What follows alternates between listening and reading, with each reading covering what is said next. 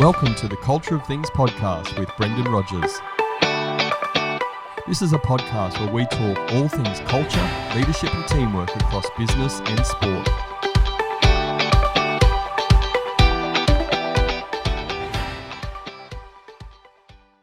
Hello everybody, I'm Brendan Rogers, the host of the Culture of Things podcast, and this is episode 21. Today I'm talking with Elizabeth Houghton.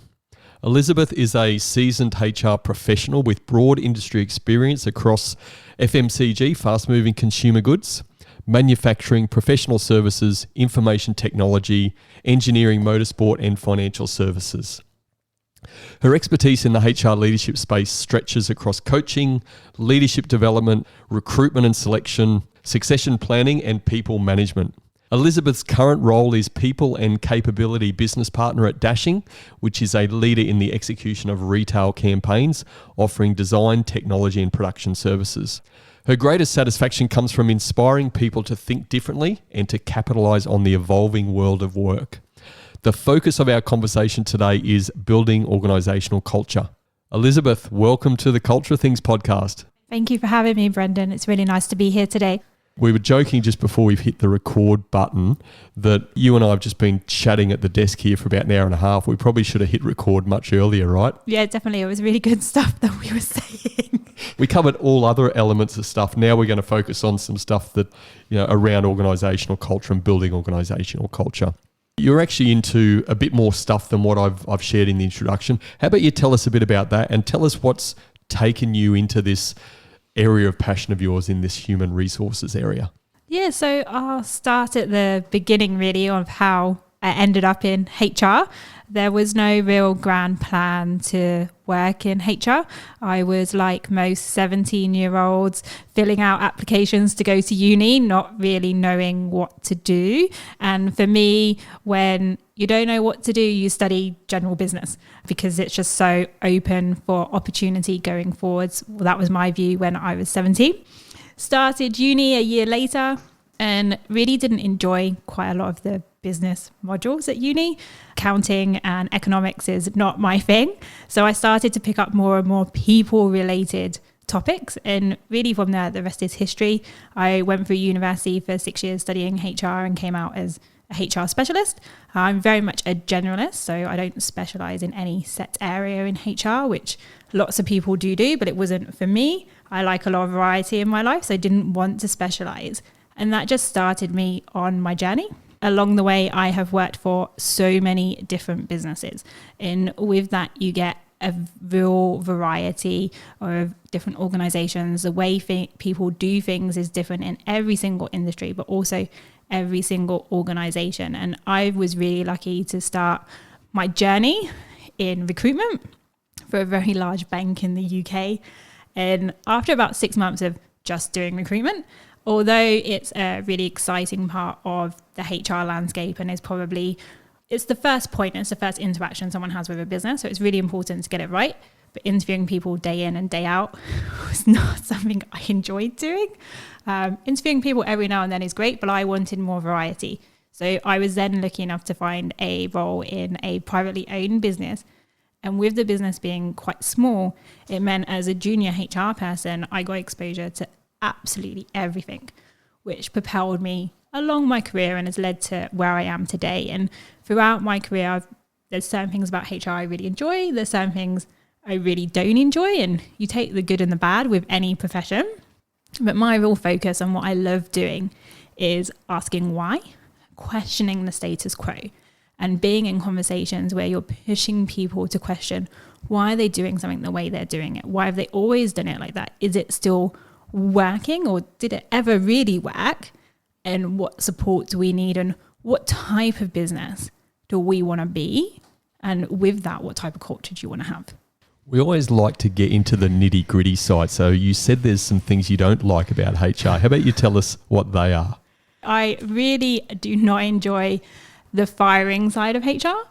I like to think most organizations, when they fire people, do it with as much dignity and humility as possible. But it's never an easy conversation. I've been in HR for over a decade, and my husband jokes that I've probably fired more people than he's ever worked with, which isn't a nice thing to be known for, but it is part of the role in HR, and trying to do that in a way that you can say hand on heart after the conversation, as a business, as a HR person, you've done everything you can to support that person, to ensure that person can be successful. That's how I've managed to get through it. That's how I've managed to ensure it doesn't impact me negatively, because that's a really hard conversation. You're messing up someone's life. You're taking away their livelihood. And no one goes to work with the intention to do a bad job. No one wants to go and not be good at what they do. But then as a business, sometimes you haven't recruited right, or something's happened along the way and there's been this disengagement or misalignment between that person and the business and what's required. So you don't always have a choice but to go down that route. Like, we don't always get it right. We don't always get recruitment right. We don't always get cultural alignment right. And having to have that conversation with someone saying, we're just not the right business for you. It's not the right fit. But yeah, I don't enjoy that side of it. I don't enjoy any of the stuff with trade unions. In the UK, we don't really have them. So for me, coming here and coming to Australia and seeing that unions still have quite a lot of power and can dictate or try to dictate how organisations do things, I found really, really interesting. Like, it adds this other layer of complexity. But my experience, unfortunately, has been that union delegates behave in a way that I would never behave in. They have conversations in a way and a tone that I would never do. So it's so you're going into battle straight away. There's not an open conversation across the table just between two people. So I don't enjoy that side of it. They're probably the main areas of my role I don't enjoy. I really enjoy organisational development, structure, working with people, understanding the career paths they want to go on, and putting in place processes to support leaders to lead their teams well and on an individual basis, instead of like this cookie cutter, everyone has to be the same. And that's certainly the area we're going to dive into around organisational culture. But even before we get into the nitty gritty of that, COVID, we're still in this situation, and you've been impacted by COVID, even though you're a HR specialist. Can you just share a little bit about your experiences and how COVID has impacted you personally? Yeah, of course I can. So COVID has been really difficult, I think, for everyone. There's not a single person in the world, I think, who can say that hasn't impacted them. It might not be that they lost their job. It could be that they can't go and get their favorite coffee anymore, or they can't hang out at the local park, whatever it may be. Everyone has been impacted in some way. For me, I went through the challenge of supporting a business going through downsizing quite quickly, right sizing for the economy and the climate that we were in. And it also impacted me as well. Like, my hours were cut back dramatically, and I found myself having to find another way to pay my bills. Mortgage doesn't stop just because COVID is here. So I was fortunate enough, right time, right place. I found a new role within 2 days and have managed to stay connected to the business I love and I am passionate about, but also go forwards on this new journey.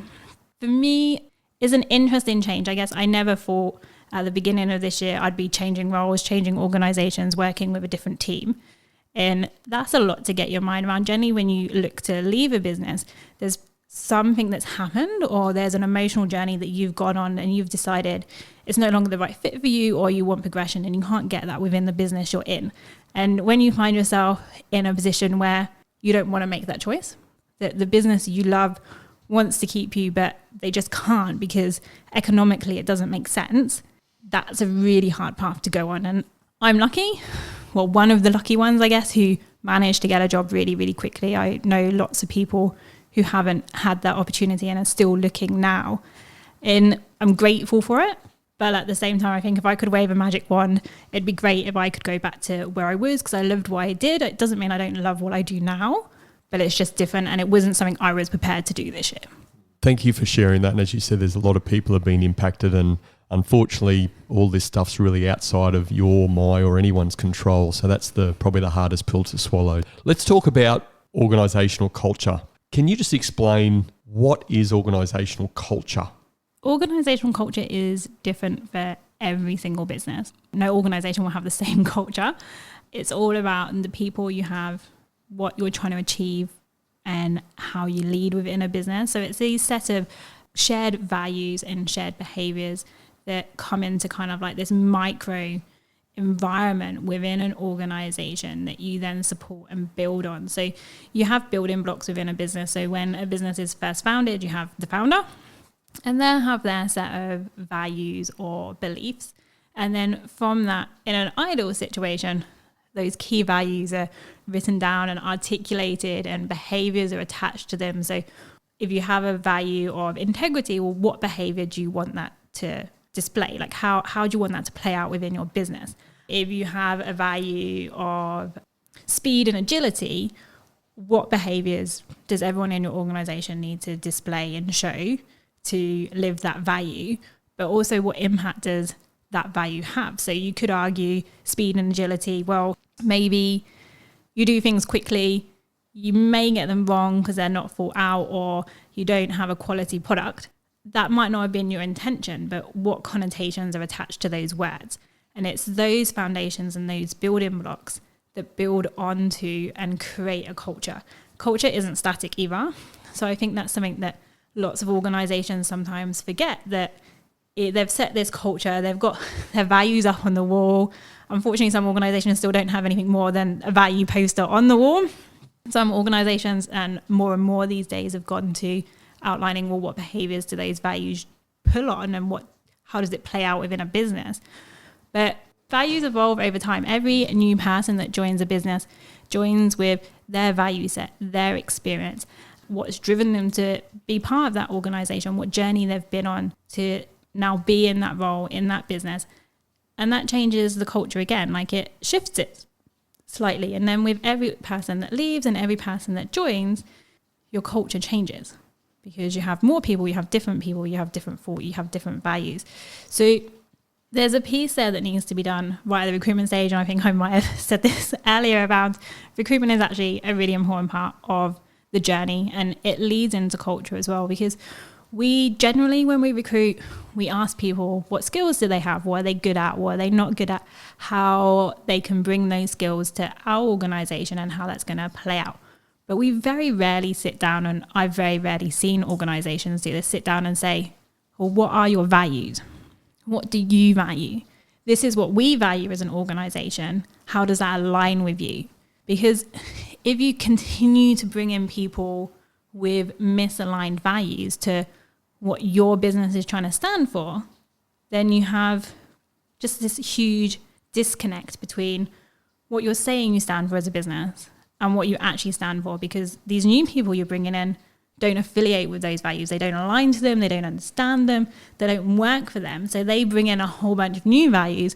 And then you have this massive disconnect across the business around, well, what behaviors are acceptable? Some businesses I've seen are very, very good at saying, these are our values, these are our behaviors. Other businesses bring in new people, show the poster on the wall, don't really articulate what any of that means. And then they accept the new behaviors that this new person brings in, because it's easier. It's easier than saying, oh, we wouldn't have quite done it like that. Or how did you use our values to drive your decision making? It's easier to just accept it. As long as it's not been a massive error, it's easier to allow that person to behave with a value set and a set of behaviors that belong to that person than kind of questioning it and changing it to say, oh, we would have expected this behavior to get this result. What do you see as your first challenge or the first thing to get going if an organisation isn't clear on their values? To understand their why. So why are they doing what they're doing? And to ask the leaders and especially the CEO to articulate in a really clear way what it is they want their brand to be known as. And then from that, you should be able to get a couple of sentences of, we want to be the leader in X, Y, and Z. We want to be known for quality, and whatever that statement is that their CEO is focused on saying, this is what the connotation we want to attach with our brand. And then from there, you kind of need to work through and go, okay, so that's what we want to be known as and what we want to be known for. That's what we want people to be saying about our brand. What do we want people to be saying about our team, our leaders? And what words come out of that? And then well, how do we do that? How do we ensure they're the words people use to describe us? So if we say we want people to say that we're supportive and a transparent leadership team, well, how do you be a supportive and transparent leadership team? What behaviours do you have to display and show regularly and consistently to be described in that way? How do you work with organisations or leadership teams around these values and to get them to own these sort of things when they've never had it before? It's all a bit new, it's all a bit foreign to them. Can you just talk to us about those challenges that I know you've lived before in organisations, and no doubt you will live again in future organisations? Yeah, definitely. So in an ideal world, if you're designing new values or structuring new values or changing your values for any reason, businesses go on journeys, and I said culture evolves, so values do need to be reassessed and re-looked at.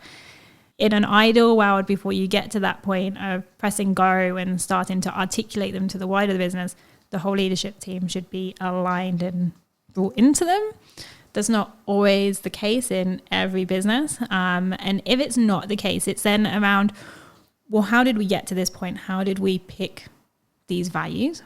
It should never be something that's done in isolation. It shouldn't be a HR person saying, these are great values, let's use these. It should be a collaboration. It should be a conversation. So you bring people on the journey. And from my experience as the HR person, it's important to guide that journey.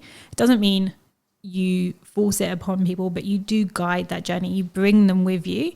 That's a huge leadership skill. Not everyone can do that, unfortunately, and or different points of being able to bring people on that journey. And then that doesn't work, and I have seen it not work. It's around articulating the why. So why have you picked that value? Why is it important? How does it play out on a daily basis?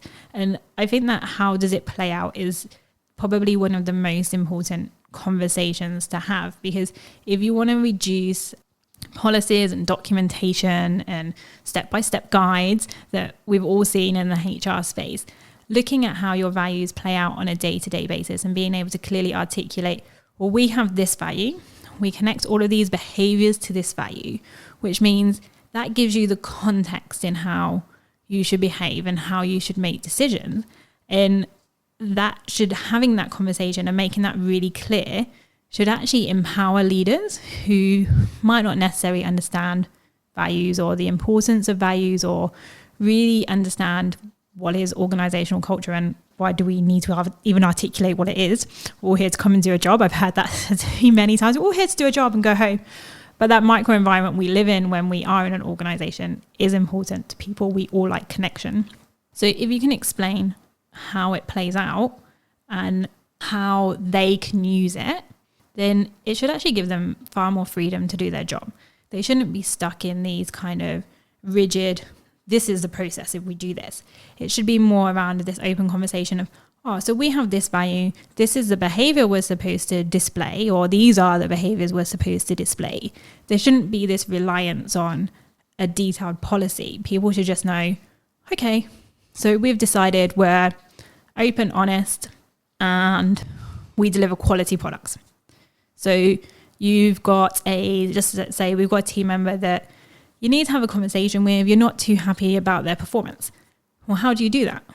Well, you've said that one of your values is being open and honest. So you have an open and honest conversation. And you don't need to write that down. You shouldn't have to document, oh, okay, how do I now go and talk to this person?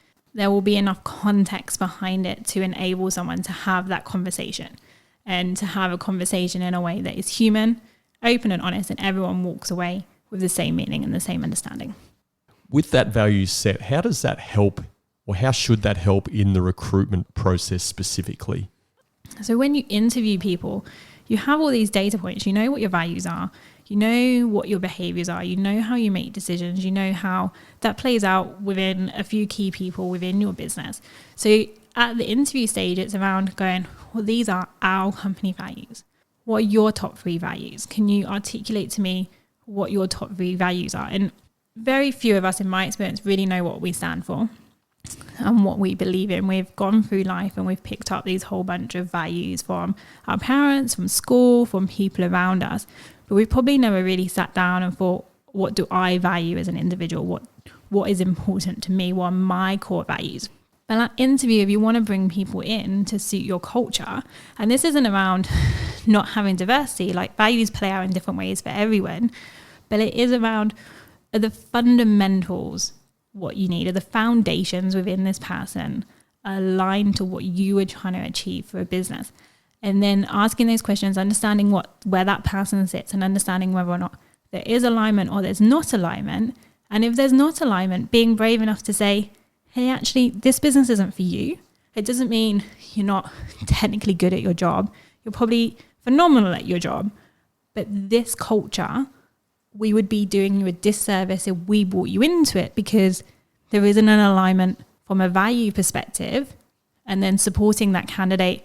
Not all organizations do this, but maybe supporting that candidate and pointing them in the right direction around, well, what organizations have you seen play out with their values and supporting them on their journey? Because candidate experience for me is really important and completely undervalued in the recruitment process. I'm sure many people listening to this have kind of got that automatic response. Thank you for your application. We'll get back to you in 7 days if you're successful. And you're probably sat there as a candidate going, I spent 3 hours doing this application and I get an automated response. And that's kind of the same with interviews as well. I've also found that lots and lots of hiring managers now don't actually really like giving feedback. They like to send, again, the standard email response. Thank you for coming to meet with us. You haven't been successful. But you're not helping that person. You're not setting that person up for success if you don't have an honest conversation. And if honesty is one of your values, it needs to play out in every interaction you have with people. What's the toughest thing for you around coaching leaders to be able to have those, what we can term as tough conversations? Because probably they're feeling like they need to have a conversation because they're seeing behaviour that's not aligned with the values as opposed to behaviour that is aligned to the values. How do you help them get over that barrier, I suppose? Understanding that if you don't have the conversation, you're actually setting that person up for failure. Because if you, as a leader, you're unhappy with someone's performance or unhappy with their decision-making process, and you don't tell them that, they don't know that.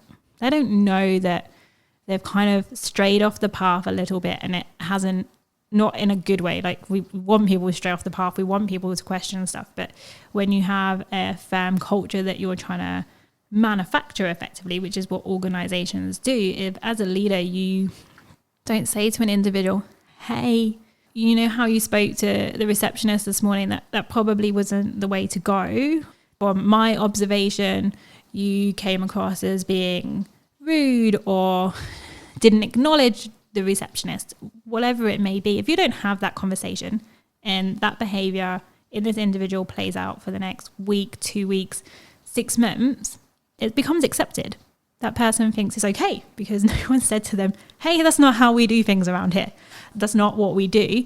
And then eventually, what I've seen in these situations is managers or leaders leave it go because they're scared or don't know how to have the conversation in an effective way. And then it comes to 6 months later or a year later where they've absolutely had enough. They don't want to deal with it anymore and they just want this person gone. But this person's never been told they're doing anything wrong in a constructive way. So it's actually not that individual's fault. So the way I work with leaders in these situations, I tell a very similar story to what I just did. If as a leader, you haven't told them that's not okay, they're not mind readers. They don't know it's not okay. And it may be uncomfortable for you as a leader. I really don't like giving people negative feedback. I've been in HR for over a decade and I do it. I have to do it. It's part of my role. But it doesn't mean it makes me feel comfortable, but there's a human way to have every conversation. You don't have to go into a conversation with your guard up and being authoritarian and directive. The way I coach leaders to kind of have these conversations is to ask questions. So it would be around, hi, Brendan, I noticed today that you didn't acknowledge the receptionist and I've kind of noticed you haven't done that for a while. Do you want to talk me through why? Like, why did that happen? Why do you not do that? And ask all of those why questions to kind of understand what's driving that. And you might find out that they had a barmy the other week over the coffee machine. Who knows, right? It could be anything. Or it might be just that in their last organization, no one ever said hello to the receptionist. So why would they do it here? Because that was the accepted behavior. But unless you ask them why, you don't know. And that's how you can have the conversation, because you're raising it as I've noticed this, explain it to me. You get an explanation, and then you can kind of say, okay, well, I understand your perspective, but around here, this is the expectation. And then if you can link that back to the values, that's even better, because you're saying, we do it like this because this is what we want to be known as a business. This is what we stand for. It's not just your personal preference as a leader. It's actually the overall culture. And the second you start letting one thing slide within a culture, the whole culture shifts and it slowly goes downhill and deteriorates and isn't what you planned it to be to start with. So unless you actually kind of call it out, you can't control it. How do you call these things out in amongst the senior leadership group? These leaders in an ideal world have all committed and signed up to the values of the business. And as a HR person, if you're seeing your leaders not display those values, it is your role, it is your duty, it is your accountability to call that out. But calling out with peers who don't necessarily have the HR background, and we all make silly mistakes as well. And I think that's something that we all need to remember. Like, no leader comes in thinking they're going to do a bad job, or they're going to talk to a team member in a way that doesn't align with a value. So it's starting that conversation of saying, oh, hey, I noticed this yesterday, or I heard this. We don't have eyes in the back of our heads as HR people. We generally build relationships really well within the business, so people come and tell us stuff.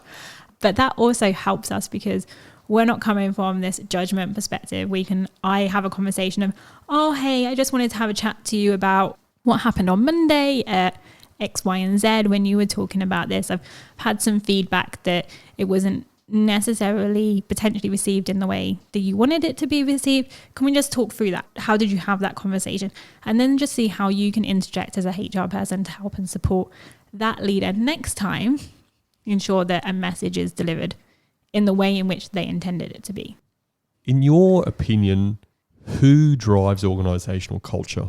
So the foundations definitely come from the head of the tree, so the CEO or whatever structure you have within a business, EGM. The culture and the behaviours in which people are supposed to be displayed need to be displayed by the person in the most senior position within the business. And it's their responsibility to hold their team accountable for it. So people always go, oh, it's the whole leadership team. And it is, but the CEO has to hold their team accountable, and then so forth and so forth throughout the organisation. I have seen some organisations try the more bottom-up approach of let's really educate the frontline staff because it's really easier to educate them, easier to get them to buy in. And I know some HR teams do sometimes really struggle to influence at that real senior level. So looking like you can go from the bottom up sometimes looks like a good approach, especially if you have good relationships at that level, because you have more day-to-day interactions with that level in terms of supporting on the day-to-day people challenges. But that doesn't work either. Like, it's great that you can get it at that level, but eventually they're going to hit this roadblock because they're going to go up through the organisation, and eventually you're going to get to this group of people who aren't living those values and aren't living those dreams. So the people below that will lose interest or lose faith in those values. So the only way, it has to be a top-down approach. You've talked a bit about recruitment. What are other important areas of the human processes part that help drive the right culture that organisation is trying to permeate through? Absolutely everything. So every communication, may that be email or verbal, what's the intent behind it? Has it been delivered in a way with the words that align to the culture? Sometimes this is where the mismatch comes in. Like, values are great and you can educate people on values, you can deliver training, you can develop people, you can give them packs on what value links to what behavior and how that's supposed to be. But if it's not their true value, and this comes back to the recruitment process of what are your values question, in times of pressure and stress, you start to see the truth. So if someone has to, say, deliver a message that isn't ideal or is potentially going to be perceived negatively, or they're doing it under a whole lot of stresses that they're going through, that's when you see it kind of come undone, where those core values don't play through because they're not that individual's core values. They're that individual, I'm not going to say it's masquerading as their values, but there's not this true alignment. So it's kind of stress testing. So if under stress and pressure, those values are how people still behave, then you know they're right, they're aligned. So that's kind of like the communication piece, but it also plays out in one-on-ones, any policy development, any process development. So you could have let's take something really simple, and I'll take one that might resonate with a lot of people, the expense policy, right? So you have a whole bunch of values that generally, like organizations will use different words, but their values will all be around do the right thing for the organization, do the right things for your peers, and be open, honest, have integrity in what you do. And then you find a 20-page document that articulates to you what you can and cannot expense and how you are supposed to do that. If you are aligned to your values, you shouldn't need that document because you should know what is right and what is not right. Can you buy yourself a home PC on your expenses or can you not? You shouldn't need that policy because you already understand what is acceptable behavior. So your values also should link into what documentation you have. And yes, there is documentation that is required. There is a legal standard that is required.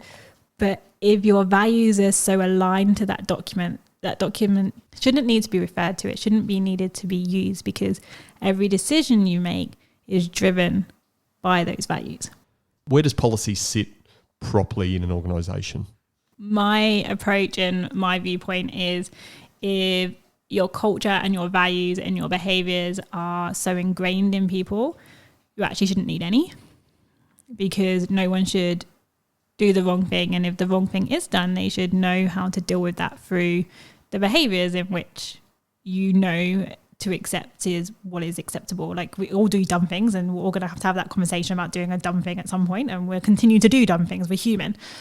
But your values within the organisation and the behaviours that you're supposed to display should be connected enough to you for you to have those conversations and go through those processes without having a document. Now, I'm not going to say that you don't need them. Yes, there are certain things under legislation that you have to have, that the Fair Work says you have to have a process and you have to have a well-documented process around things like whistleblowing and your performance management process. You need to, if it heaven bids ever ends up in a Fair Work case, you need to be able to clearly demonstrate that you have a well-documented process and you've followed that process. Now, that process doesn't have to be anything different than what the lawyers have written down in the Fair Work Act, but you do need to have it within your business. And I guess for me, that's the conflict that I have in my role as a HR professional. And if you're saying that you treat everyone with respect and integrity as one of your values, then it should never be pulled into question that you've done the wrong thing in someone's employment or that you didn't manage someone correctly because you've got this behavioural set that is how you're supposed to behave. But then on the legal side and lawyers make them feel a bit more comfortable as well, you actually do need to document it. It's almost like the legality and the compliance side of life and industries is sort of undermining the ability to build trust and transparency and authenticity and whatever core values are, but for organisations to really live core values and maybe not then have to spend so much time on things that are maybe not as value-driven activity as what they would rather spend time on. Oh, definitely. HR as a profession has gone on this big journey and we're not just a compliance function anymore. I think we were maybe 10, 20 years ago. That was the sole purpose. There was so much legislation that we were this massive compliance function where it was all about what processes, what policies were in place. And that journey is evolving and it's still evolving today. And every organisation is on a different point in that journey where values and behaviours are being seen as more important. Sometimes the legislation and the compliance side really hinders that human element of leadership and the way you deal with situations, because legislation is written in a way that kind of says we all wear exactly the same shoes. We all have exactly the same shoe size, and we don't. We're all individuals. We all need different things. We all need to be spoken to in different ways and have different allowances made for us to ensure that we can be productive and effective at our roles, where the legislation isn't written like that. It's very black and white of you will do this, you won't do this. And it also doesn't take into account individual organisations either. It just kind of says everyone has to be treated the same and everyone is the same. And it might be the naive side of me, but I really don't feel that any organisation sets out these days to mistreat team members. But then there's that compliance side that says you have to do all these things in this way, and that just might not suit your organisation. So it's ensuring that you have the right policies and procedures in place to cover yourself as a HR team from a compliance perspective, but then also writing them in a way that gives you flexibility, allows you to treat someone as an individual in an authentic way that aligns to the company values. And that's the real tricky part, because legislation, that's all there is black and white. There's no kind of blurred lines. This is how you're supposed to do it. So how do you take something that is so regimented and say, okay, so this is the base process. This is the absolute minimum we have to do as an organization. We have these values, these behaviors. We have all of these unique, incredible individuals that work for us. How do we write a document that enables us to have flexibility to deal with certain situations? How do you go about trying to influence that? You know, you've got this perspective of what your role could be or should be. What do you do to influence and make that actually become a reality over these future years? Keep having the conversation. So keep asking why, and having the confidence to question the status quo. So all HR people, when you move around, you'll go into an organisation and there'll be a whole bunch of policies. Ask why you have them. Ask, are they fit for purpose? Ask, well, how does the value set of the organisation lead into this? Like how is that playing out in this policy document that we're holding everyone accountable to? Is it aligned or isn't it aligned? And just continuing to be brave enough to have those conversations. And it's also around questioning other HR people. I have a great deal of HR friends. When you've been in the industry for a long time, as you all know, you kind of levitate to the same people who, you know, have the same industry experience as you, and having those open conversations and questioning each other and feeding off each other as well. I think it gets to a point sometimes in careers where you're just seen as this expert. So everyone just listens to you and you're not necessarily questioned so much or challenged in a way that you should be. And I think it's really important for all HR people to keep challenging each other and keep challenging the leaders in which they work with to look at new ways of doing things, but then also opening up working with other organizations. So let's stop being scared of sharing our weaknesses or things we don't do so well as an organization. Let's open up that conversation and say, hey, I just saw that business over there did this. Why can't we do that? Or let's understand how they did that to see how you can make it fit for your organization. And we were talking off air earlier about COVID. It's been a challenging situation for everyone. What are those challenges that leaders have come up against? I feel in an organisation, so let's look at more of a corporate business who have the ability for their team members to work from home. In that type of organisation, what's happened is people have been thrown into, we're shutting the office, everyone gets to work from home. And potentially that wasn't always the case, and potentially you may have had leaders with the mindset, and I've certainly had it in my career quite recently actually, probably within the last 4 or 5 years, where I actually had a leader say to me, well, no, I expect you to be at your desk Monday to Friday 9 till 5, because if I need to call you, I'm going to call you on your desk phone, regardless of the fact I had a mobile phone and I could be reached anywhere. The expectation was you have to be at your desk. And I think not all leaders know how to manage without physically seeing their team members every day. And that's not any fault of their own. It's probably, to some extent, the fault of the experiences they've had, the way they've been led previously by previous leaders, or how they've come up through an organisation and through their career journey. But also, I don't always feel that organisations are really great at developing leaders. So organizations, in my past experience, find someone who's really technically good at their specialty and then say, hey, have a team. But they've never led people. They could be the best engineer in the whole entire world, and that's how they've ended up leading people. But that's not necessarily their passion or not necessarily something that they wanted to do, but they've ended up there because the organization wanted them there because they're a really good engineer. And people leadership is a very different skill set. And through COVID, lots of leaders have been pushed into leading in a way that doesn't come natural to them, and having to do that rapidly. That happened overnight. That switch from being in the office to being at home literally happened probably within a couple of days for lots of organizations. And all of a sudden you're having to make this decision of, well, how do you manage productivity and output and accountability when you can't physically see your team? How do you have those interactions?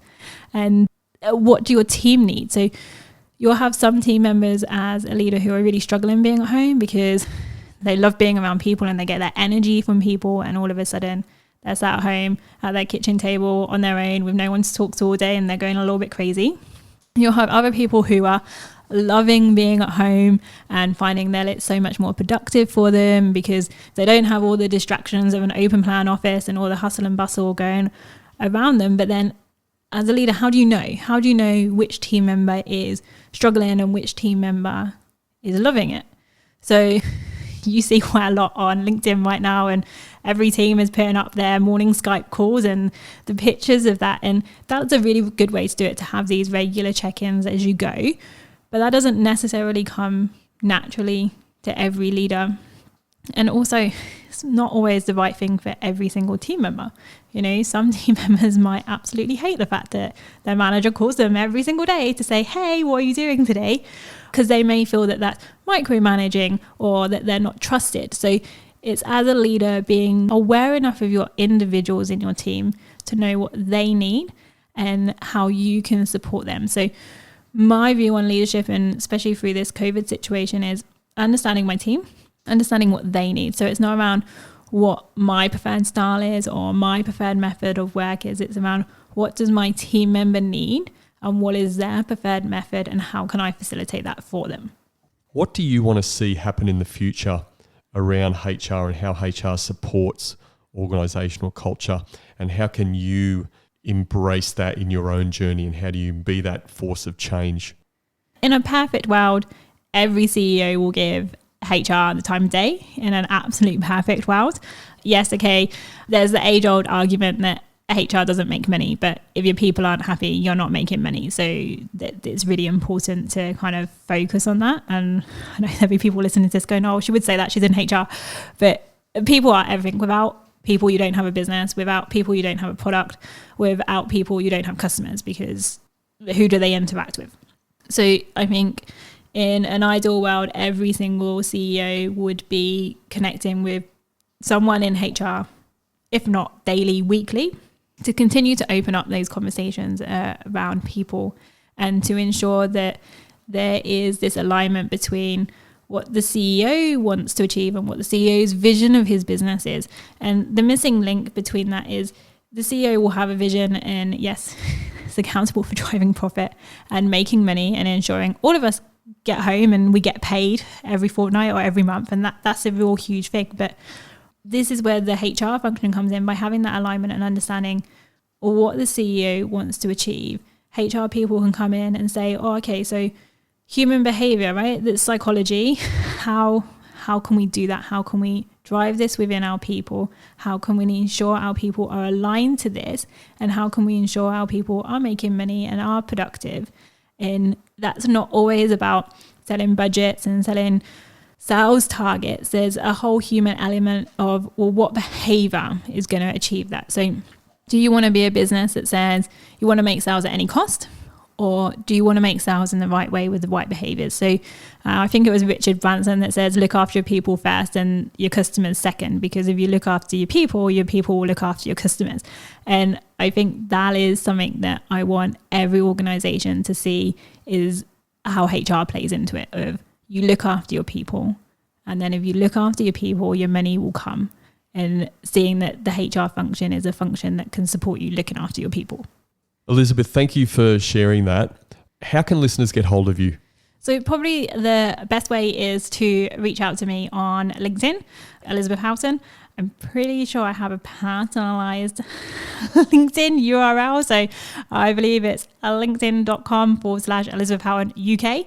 And that is probably the best way to reach out to me, because you never know what's going to happen in this COVID world. So I'm sure if I give you my email address, it might change in a couple of weeks because we don't know what's going on. Hopefully not. But my LinkedIn will remain there and I'll remain having access to it. And I think Brendan mentioned this point before. So yes, I am a HR specialist, but my keen interest is more around the development piece and how culture is developed and also how that interplays with coaching. So I do have my own side hustle, which is Sutton Full Potential. So please do reach out to me there. You can follow me on Facebook or Instagram or LinkedIn again. And it'd be really interesting for you to share with me your stories within work. My real focus is around individuals who have kind of done everything right in their lives, but not necessarily what they're passionate about. So that kind of real traditional upbringing of you go to uni, you get a good corporate job, and you're supposed to be happy and successful. If you don't quite feel that, do reach out to me. I'm sure I have a way of helping you align what you do and how you pay your bills with your passion.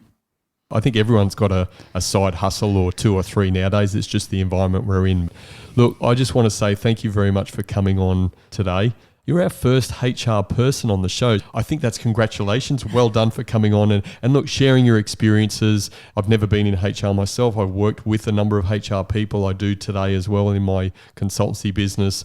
And there's a lot of people out there trying to fight the good fight, and they do get dragged into a lot of stuff that is probably not why you went into human resources in the first place. So keep fighting that good fight. Once again, thank you very much. Appreciate you coming on the Culture of Things podcast. Thank you, Brendan.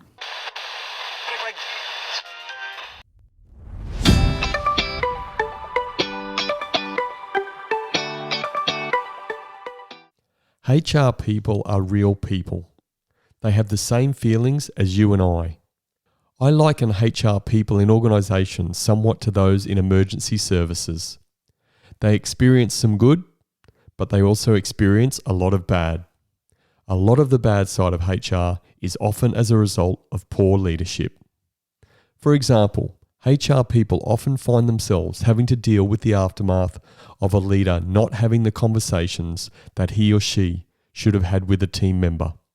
As Elizabeth said, 6 months later she gets a visit from a leader who wants her to help fire that person. This poor leadership leads directly into poor organisational culture. If senior leaders take ownership of their organisational culture, with HR working alongside to support them, it will go a long way to improving the lives of people at work. These were my 3 key takeaways from my conversation with Elizabeth. My first key takeaway: organisational culture must be driven by the CEO. This is a responsibility that must never be delegated. The ultimate leader sets the tone for everything related to values and behaviours. They must set the tone by ensuring they live and breathe the core values and behaviours. And they must ensure they keep their team accountable and that their team keeps each other accountable. As they say, culture is a reflection of leadership. Human resources can and should provide support with this, but ultimately it is the CEO who must be the driver of organisational culture. My second key takeaway: hire on behaviours, not on technical ability. Elizabeth mentioned how it is really important to stress test people to identify their behaviours under pressure. This has to be part of the recruitment process. Don't have the standard interview in your office.